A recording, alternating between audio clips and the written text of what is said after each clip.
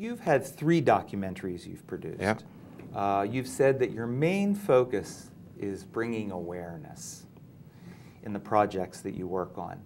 What are the films you've done, and how do you see yourself bringing awareness?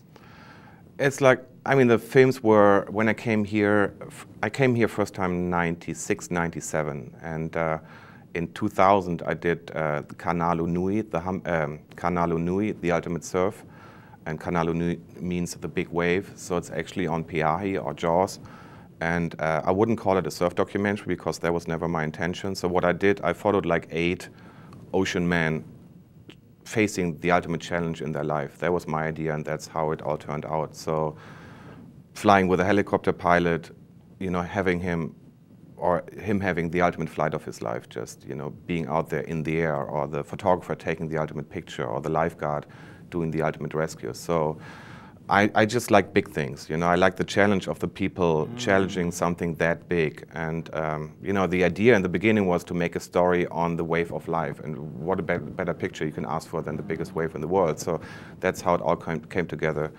And and the documentary after, that was in 2003, it's called The Elephant Man. And that story is about a former outlaw biker, hardcore biker, really a mean person who hooked up with an African elephant bull in California. Like he's working on a preserve on an animal farm, and so there was this 5-ton African elephant bull, and so this story is about this the connection and the fusion of this man and the animal, so the man and the beast, or the beast and the beast, you know. So and the story was like that through that challenge and through that responsibility, that former really bad person became one of the most handsome person I've ever met in my life. So it's like handsome. You're using what's another word? Handsome. Is a physical thing. Okay. You mean just more. He's one of the nicest people I've ever met. One of the most life experienced people I've ever met. Okay. But he just became a good person through taking care of this gigantic responsibility.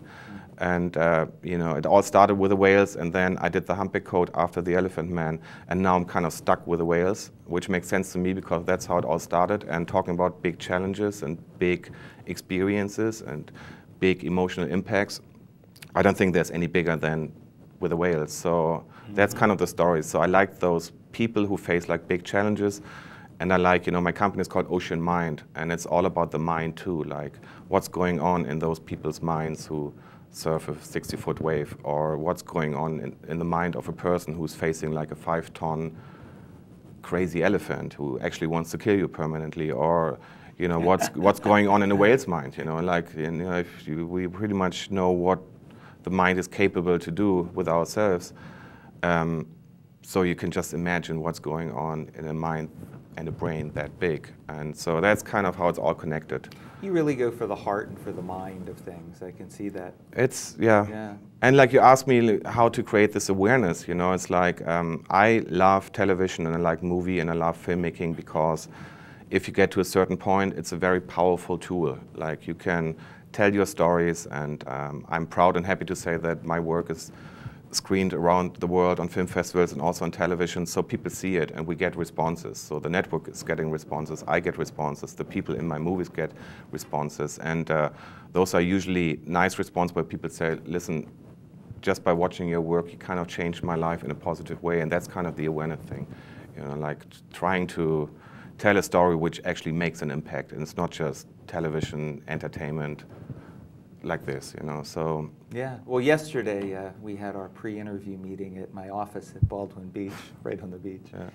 And so you and I were talking, and a friend of mine came up afterward, and I told him that I was doing an interview with you and about you had done Elephant Man, and he lit up. He lit up. I love that movie. Yeah, I told you, people know it. Yeah, I love that movie. Yeah. So that's just yesterday. Yeah. We know that whales come here to Maui, and that's where Humpback Code was made. How did the movie take birth? Who helped you make it? And why do whales love Maui so much?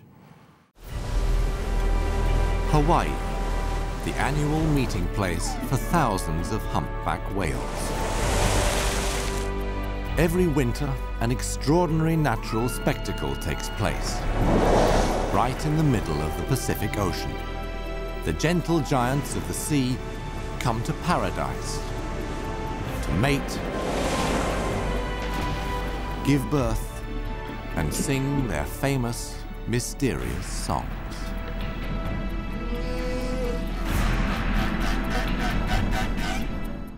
Okay, first of all, it took me like at least, I mean, I started to work on the proposal for a documentary in '97, my first winter here. And I had nothing to do with television, not even anything to do with journalism. I just finished high school. So, but I joined like, for 2 years in a row, I joined like 2 conferences here in Maui.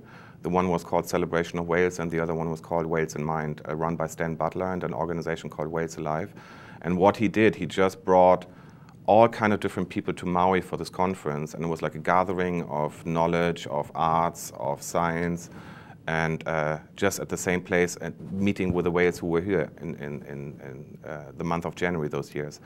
And I just immediately knew that story needs to be told, you know, about the people meeting here and the whales meeting here, and both are kind of coming for the same reason, you know. So I was very intrigued by that idea. So like I said, that was '97, and it took me, yeah, almost 10 years, first of all, to learn my lessons, because I had no idea what filmmaking is all about. And so that was it. And then the hardest part is always getting the funding together. Oh, so yeah. I'm very blessed that I work with a very nice German public networks like PBS here. And they have a really nice natural history unit. And but for years they said, Daniel, you know, it's all good, but we've done whales. You know, there's so many whale documentaries out there. And I was like, yeah, but mine is different. You know, and they were like, yeah, but you know, we can't do it.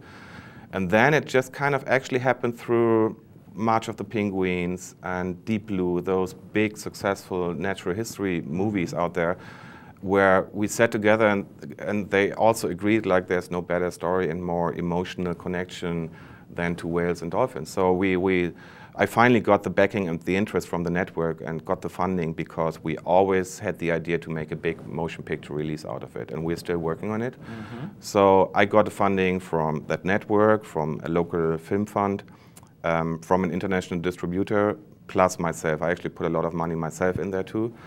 And then it took us like 2 years to shoot it here. And I just approached Flip Nicklin, who's a very renowned National Geographic photographer, working here since ever almost. And I've met him like at those conferences 10 years ago. And I just heard he's on the island, gave him a call, we had a meeting, and I told him, this is what I would like to do. And he said, okay, let's do it. And why do whales love Maui so much? It's their mating and breeding ground, yeah. First of all. It's shallow It's water. shallow, it's protected, it's warm. Yeah. It's like a big pool, actually. So I think that's the main reason why they come here. Although it's a long way to go. I mean, they come all the way from Alaska, and they don't feed much, or not even at all. So there are some disadvantages, but I don't know. It's just a good place to hang out. Just like the rest of us. Like the rest of us. It takes a little extra effort to get all the way out here, but we love it. You know? I think so too.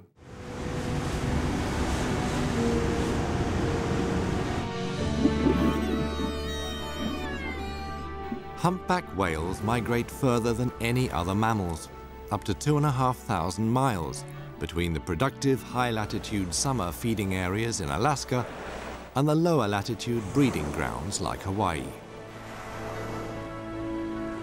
How the whales manage to find their way exactly is unknown.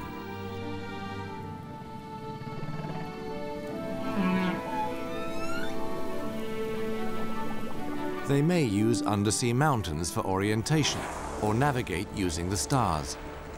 Maybe the route is handed from generation to generation through their songs.